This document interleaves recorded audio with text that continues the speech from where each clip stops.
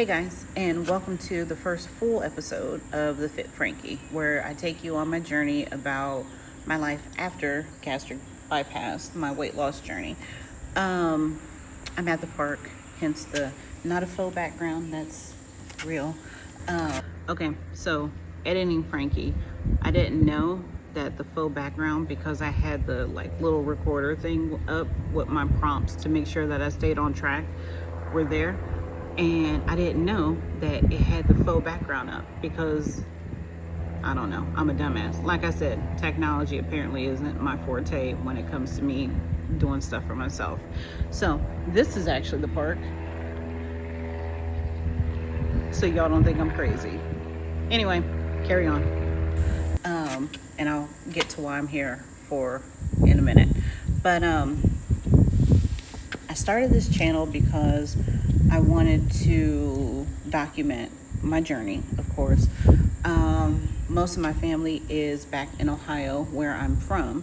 And I guess instead of me updating everyone individually, I thought this would be a cool idea to kind of just group and track my progress together, and also for accountability. So with that, I'll say I was supposed to have done a video about 4 days ago because I wanted to do it weekly, but I got sidetracked, and I'll tell you guys about that in a while too. So first off, I'm supposed to, with YouTube videos, tell you guys to like, comment, subscribe, all that. So do all the things, okay? So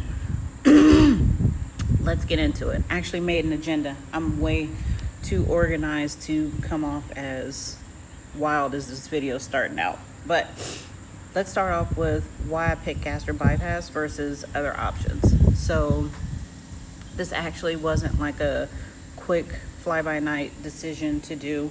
I actually was supposed to have done it in 2019, but we all know what happened in 2020, so that was bypassed. But I've done a ton of different diets and different weight loss things all throughout my life. Full disclosure moment, in high school, I had a bout of being anorexic. I had a bout of being bulimic. I had a bout of just, I don't know, all the things. And I think that it kind of shied me off from doing anything as extreme as I felt like this was.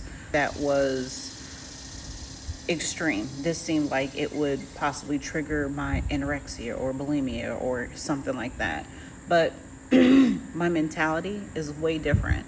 And this isn't like a quick fix. It's not a get out of jail free card, anything like that. This is actually more work than a lot of people think.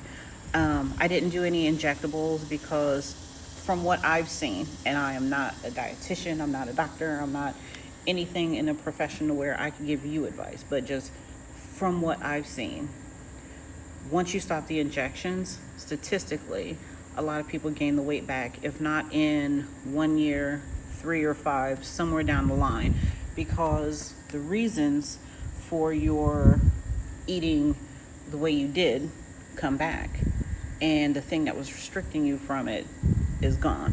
So I felt like this would give me time to actually look into what was going on with myself mentally. And yeah, there's going to be therapy discussion. So what was going on mentally that affects the physically? What was going on emotionally that affected the mentally, that helped it, that affected the physically? Because it's all in one. And if you don't address the other two, the one will always be there. So I've looked into a couple therapists, and I am still meeting with my nutritionist, and I want to keep that ongoing as well. And thankfully, I have a job that allows me to have both, and it's covered. So I'm definitely going to take advantage of that. And I know a lot of people think that therapy is a bad word, but you know what else is a bad word? Trauma. So let's not carry that around, okay? Okay. So I keep looking this way because there's this old lady and she's doing Tai Chi, and it's like the coolest thing I've ever seen. But I digress. So Um, let's see. So, what did I talk about already? I didn't want to do any injectables. I did this. I didn't want to do the sleeve because, from what I've heard, a lot of people who end up doing the sleeve end up doing the bypass later. And I just turned 48 on August 10th. My surgery was August the 6th. I don't have time for that. So, if the bypass is what everyone eventually does and has a higher success rate, then let's just go get it. Okay. So, let's see. I am not going to get into like my start rate, where I am now, and all of that until episode 2. So, I guess stay tuned, right? But, and that's because this is actually probably going to be a little bit longer than I want it to be. I had this whole thing mapped out from where I wanted to be with doing a vlog and putting up visuals and all this other stuff, but I don't really know how to do all that yet, so I guess I'll get better at it as I am. So for now, you guys just get me at the park, whatever, right? So let's see. I went through this and that. I have a little script here and it's scrolling on the screen if you guys are wondering what I'm looking at, because I didn't want to like lose my talking points, but I'm already past this. So where I am now on my script is what is gastric bypass and what it's not. So gastric bypass, the thing that it is, it's a tool that is designed to help with weight loss. It's a surgery that changes your stomach and absorption, and it's also a lifelong commitment. What it isn't is an easy fix, which I think we've already went through. The way out, and something that you can undo without major risk, right? So let's talk about what's happened after my surgery. So the day before my surgery, I was nervous. I was really nervous, and I don't know why. I mean, all surgeries are nerve-wracking, kind of, right? Because it's like, what happens? You've got kids. What happens? And all of that. But it was like everything happened so fast. Like, it was almost I wasn't able to have surgery, and then all of a sudden, like, the date was confirmed and it was fine. And it had to do with the sleep study, which was a pain, but we worked through it. So I was kind of nervous the night before. The morning of, I was nervous, but when I went actually into surgery, I was fine, which was weird. Right after my surgery, I woke up. My throat was extremely sore. It was like crazy sore. Of course, tubing and all that. And I was in the hospital for a day, basically, like a day and a half, because I wanted out. I was like, okay, I've done this, let's get on. So you have to have small sips of water, you have to have broth, you have to, do all the things to prove that your body can function outside of, post-surgery. So walking around, kind of getting the body moving, they go walk, right? So, I did.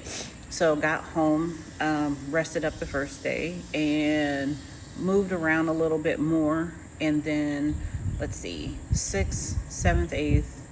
My son's birthday was the 9th, so did a little something with him. And then on the 10th was my birthday.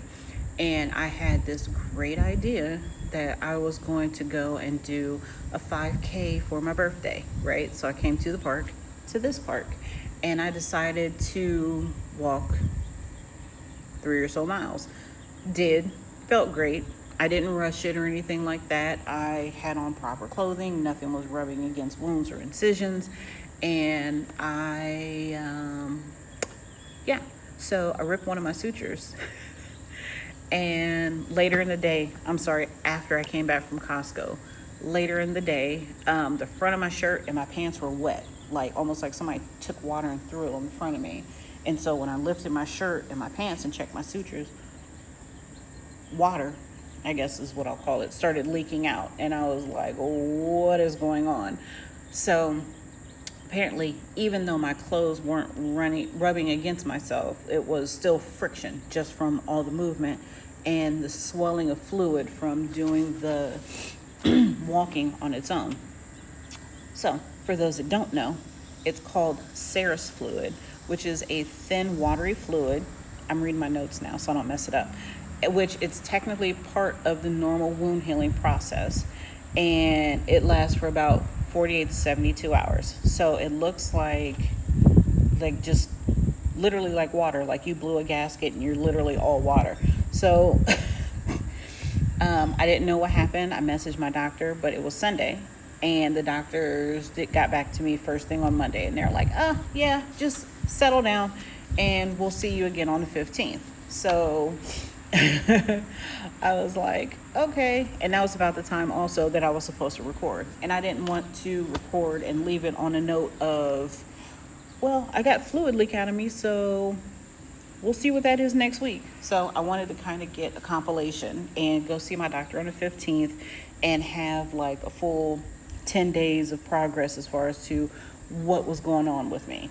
So she checked my wounds. She said they're healing nicely. And she asked me if I had been walking. And I said nothing serious or strenuous since the day I went to, since my birthday when I did my 5K, like a dumbass.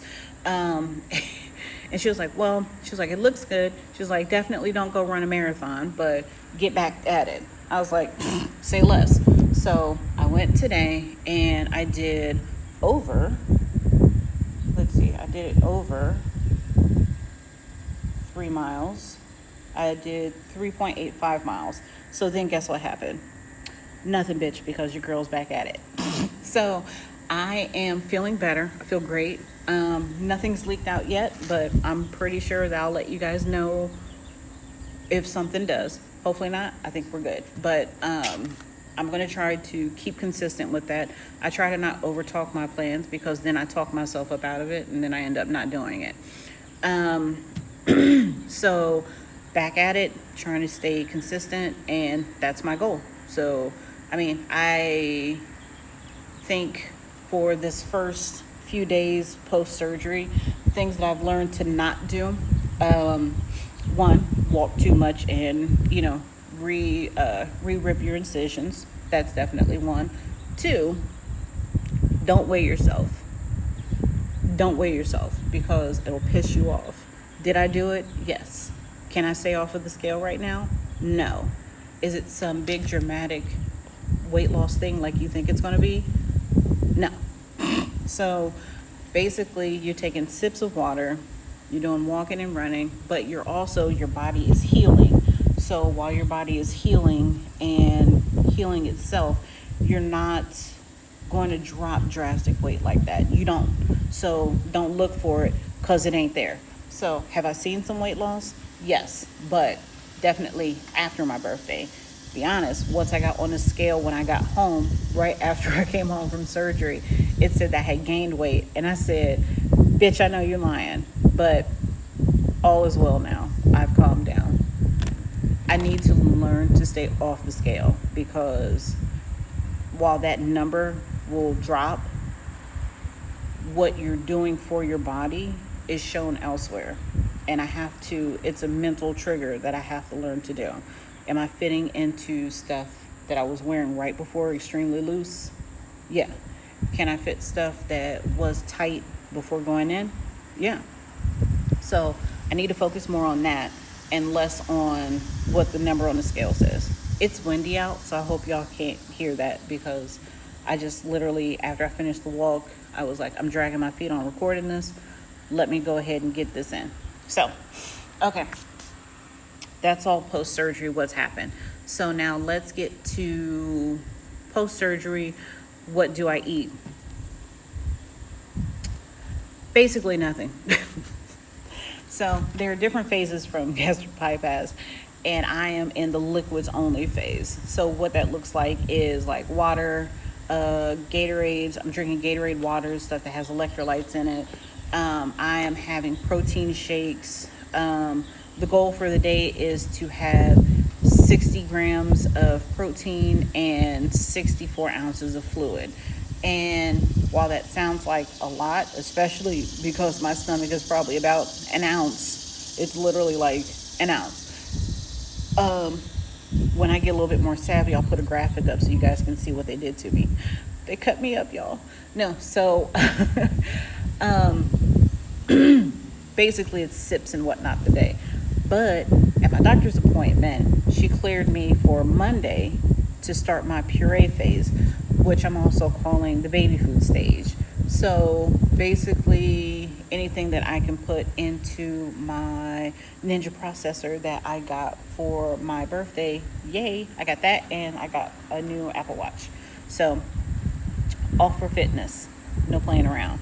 But purees are basically like blended soups and veggies and like anything that I can get to like a consistency of applesauce, basically. But it all still needs to work in and be healthy. Like I can't blend a pizza. I mean, I could, but I won't. Like you could blend up a pizza or something like that. But they have recipes and stuff. And finally, I'll be able to share some recipes with you guys in the next segment about different recipes and stuff that you can do for your puree phase. So I'll do a little bit of that in episode 2 as well. I don't know. I think that's pretty much it for now. This actually went way longer than I thought it would. But I'm at the park, staying consistent. Got a day ahead of me. Hopefully my sutures won't leak later. And I am excited to get into the next step. So stay tuned. I will update. I'm going to try to do it weekly, but definitely not longer than 10 days at a time. But I'm going to try to do weekly, and I'll keep you guys posted, and stay tuned for the next one. Bye.